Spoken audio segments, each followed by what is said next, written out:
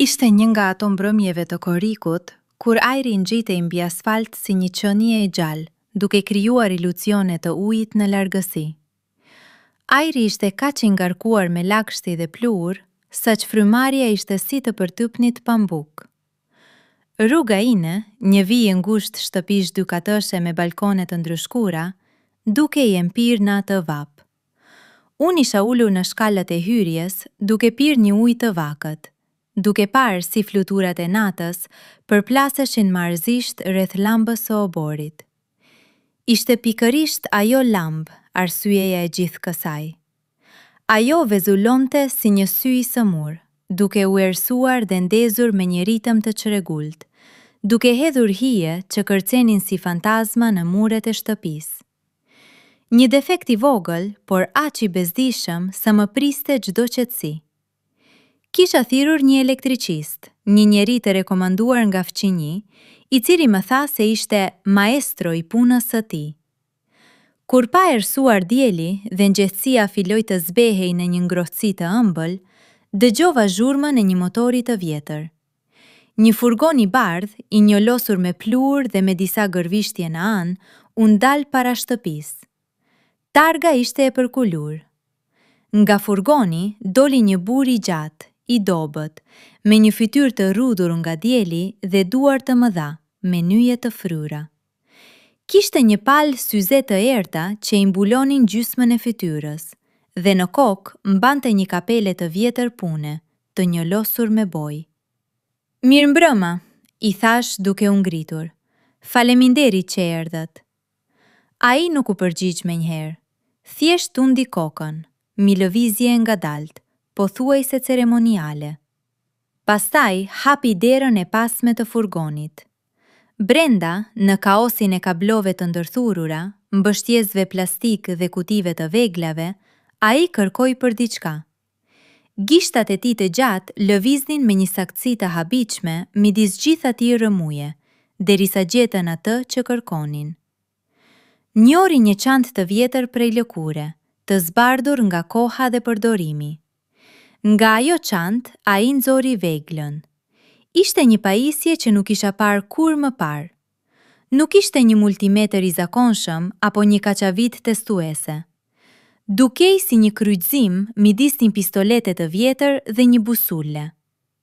Kishte një trup të rumbulakët prej metalit të zi, me një ekran të vogël analog në qendër, me një gjilpër që dridhej në vend. Nga fundi dilte një majë mpreth si gjilpër, dhe nga ana tjetër një kablo e trash, e izoluar me një material që dukej si gomë e zezë, e cila përfundonte në një kapse të madhe metalike. "Kjo është eksploruesi", thamë në fund me një zë të thellë dhe të ngjirur, si i dal nga një pus. Nuk tregon vetëm tensionin, tregon rrjedhën. Unë e pash me një përzierje habie dhe mosbesimi. "Një multimeter i veçantë?" Ai nuk qeshi. Nuk e ngriti as syrin nga syzet e errta. "Jo, një multimeter mat diferencën. Ky mat gjithçka. Valët, frekuencat, pulset, edhe ato që nuk duhet të ekzistojnë." Hijet e mbrëmjes ishin zgjatur tani, dhe lamba e oborit filloi përsëri vezurimin e saj të çmendur. Elektricisti u ngjit ngadalë shkallët e hyrjes dhe unë ndoqa brenda në shtëpi. Ajri atje ishte i ndenjur. Ai eci drejte tek paneli i siguresave në korridor, pa pyetur se ku ishte. Dukej se e dinte. Hapi kapakun e panelit dhe brenda, në gjysmë errësirë, filloi të shqyrtonte telat e ndërlikuar. Unë qëndroja pas tij, duke e parë. Ai e mbajti eksploruesi në dorën e djathtë, me majën e mpreth të drejtuar nga paneli. Nuk e preku menjëherë asnjë tel. Fillimisht e afroi vetëm, duke e lëvizur ngadalë përgjatë rreshtit të siguresave, sikur po leksonte diçka të padukshme. Gjilpëra në ekranin analog filloi të dridhej, duke bërë kërcime të vogla dhe të çrregullta. "Merr një frymë thellë", më tha papritur, pa u kthyer. "Do ta ndjeni." Çfarë të ndjej? Pyeta, por ai nuk u përgjigj. Më pas, ai vendosi majën e eksploruesit mbi një tel të trash, të zi, që hynte në panel. Nuk ndodhi asgjë për 1 sekond. Pastaj, gjilpëra u hodh pe fasnë të djathtë, duke trokitur lehtë kundër fundit të shkallës. Një zhurmë me ullët, si një bletë e zemruar e mbyllur në një kavanoz, filloi të vinte nga pajisja. Dhe atëherë, unë e ndjeva. Nuk ishte një tronditje elektrike, nuk ishte një goditje e thatë dhe e mpreth. Ishte një dridhje. Një dridhje e thellë që filloi diku në thembrat e mia dhe u ngjit lart përmes këmbëve, duke u përhapur si një vale ngadaltë dhe e fuqishme. Përshkoi shtyllën kurrizore, duke më bërë të dridesha nga brenda, dhe më pas u përhap në krah, në duar, në majë të gishtave. Trupi im i tërë ishte bërë si një tela e gjallë, duke u dridhur në një frekuencë që nuk e kisha dëgjuar kur, por që e ndjeja në çdo qelizë. Nuk ishte e dhimbshme, ishte e çuditshme, e huaj, pothuajse hipnotizuese. Ndjeja çdo fibër të muskujve të mi duke u kontraktuar dhe relaksuar në një ritëm që nuk ishte imi. Drita e lambës në obor, përmes dritares së korridorit, pushoi së vezulluari. Undeze pastër dhe e qëndrueshme. Pastaj u erësua plotësisht. Dritat e rrugës, pëshpriti elektricisti, duke e hequr majën e pajisjes nga teli. Dridhja brenda meje u ndal po aq pe fas sa kishte filluar. Trupi im u ndjej i lehtë, i zbrazët, sipas një të çare të gjatë. Të gjitha dritat e rrugës në këtë blok u fikën për 3 sekonda. Ai e ktheu kokën nga unë, dhe për herë të parë më dukej se pash sytë e tij prapas syzeve të errta. Ata nuk ishin kafe apo blu. Ata ishin gri, si re para stuhisë. Ky tel nuk po çonte rrym, vazhdoi ai, duke folur ngadalë, por po transmetonte një puls që dilte nga themeli i shtëpisë suaj, nga toka poshtë saj. Dhe ai puls, për disa arsye, po e bënte lambën tuaj të çmendej. Unë isha impir. Dridhja e trupit tim ishte zhdukur, por ndjesia e saj mbeti si një fantazm. Çfarë lloj pulsi? Ai ngriti përsëri eksploruesin. Mund të jetë një linje vjetër energjie e groposur, një ujësiellës i korroduar që krijon një fushë, ose ai u ndal. Ose diçka tjetër. Toka kujton. Ruan energjinë e gjërave që ndodhin mbi të. Dhe ndonjëherë, ajo energji gjen një rrugdalje. Një tel, një lamb, ose një njeri.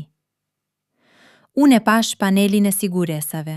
Tani, në heshtjen që pasoi, pash diçka që nuk e kisha vënë re më parë.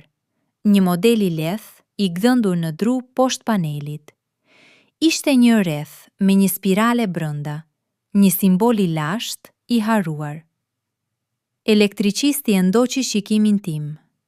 E keni parë? Pyeti. Po, përshprita. Çfarë është? Ai nuk u përgjigj. Në vend të kësaj, ai e vendosi eksploruesin mbi simbol. Gjilpëra nuk lëvizi. Pajisja mbeti e heshtur. Por unë, përsëri, e ndjeva atë dridhje. Por këtë herë nuk ishte në trupin tim. Ishte në ajër. Një ngarkesë statike që më ngjiti flokët në krah. Ky simbol, tha ai më në fund, është një spirale e lashtë e mbrojtjes. Dhe dikush, shumë kohë më parë, e vendosi këtu për të izoluar diçka, për ta mbajtur atë puls brenda. Por izolimi po dështon. Ai u ngrit në këmbë dhe e futi eksploruesin në çantën e tij prej lëkure. Unë mund ta rregulloj lambën, tha ai. Mund ta lidh përsëri në rrjetin kryesor duke anashkaluar këtë tel. Drita do të ndaloj së vezulluari, por pulsi do të vazhdoj. Do të kërkoj një rrugë tjetër, ndoshta nëpër ju. E pash ndërsa nxori një kacavit të zakonshme dhe filloi të punonte.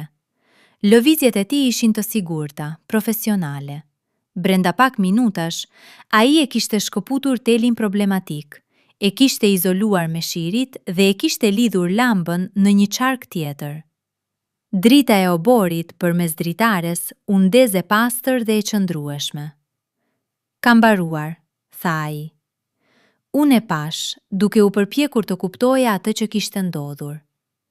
"Dhe pulsi? Çfarë të bëj për të?" Ai e mblodhi çantën dhe u drejtua nga dera. Përpara se të dilte, u ndal dhe më pa nga syzet e tij të errta. "Nuk mund ta ndalosh një puls," tha ai. "Mund vetëm të mësosh të jetosh me të, ose ta drejtosh diku tjetër. Vendosni një antenë në çati, një shufër hekuri, lidheni me tokën, lëreni të dalë. Nuk duhet të kalojë nëpër ju." Pastaj doli nga dera, zbriti shkallët dhe u zhduk në furgonin e tij të bardhë. Motori u ndez me një zhurmë të ngjirur dhe ai u largua, duke lënë pas një pluhur të hollë në dritën e lambës së oborit. E cani tani digjej e qetë dhe e pandryshueshme. Unë qëndrova në korridor, vetëm. Shtëpia dukej ndryshe, më e qetë, por në të njëjtën kohë më e gjallë. Ndjeja diçka në ndyshemen time, jo një dridhje, por një prani, një ritëm i lehtë si një zemër që rreh thellë në tokë. Shkova në dhomën e ndenjes dhe u ula në divan. Vapa e mbrëmjes kishte filluar të ulet. Pash nga dritarja. Hona ishte ngritur, e plot dhe e bardhë. Në atë dritë, hijet e pemëve në obor dukeshin si gjishtat e gjatë që arinin drejt shtëpisë. Kujtova fjalët e elektricistit. Antena. Një shufër hekuri e lidhur me tokën. Nuk duhet të kaloj nëpër ju. Por ishte tepër vonë për mua. Unë tashmë e kisha ndjer atë puls, e kisha pasur në trup. Dhe tani, në heshtjen e natës, ndërsa shtëpia flinte rreth meje, unë mund ta ndjeja akoma. Jo në mënyrë të dukshme, por në një nivel më të thellë. Ishte si një kujtim i një ëndre, një ndjesi që nuk mund ta shpjegoja. Ngrita dorën time të djathtë dhe e mbajta para syve.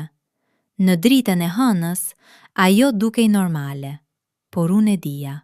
Diçka kishte ndryshuar. Elektricisti me veglën e tij misterioze nuk e kishte reguluar vetëm lambën. Ai më kishte hapur një derë brenda meje, një derë që të çonte në një frekuencë tjetër. Një frekuencë që toka nën këmbët e mia vazhdonte ta transmetonte. U ngrita dhe shkova në kuzhinë. Mora një gotë ujë. Ndërsa e ngrija për të pirë, pash reflektimin tim në dritaren e errët. Për një fraksion sekonde, mu duk se pash diçka tjetër, një shkëlqim i lehtë,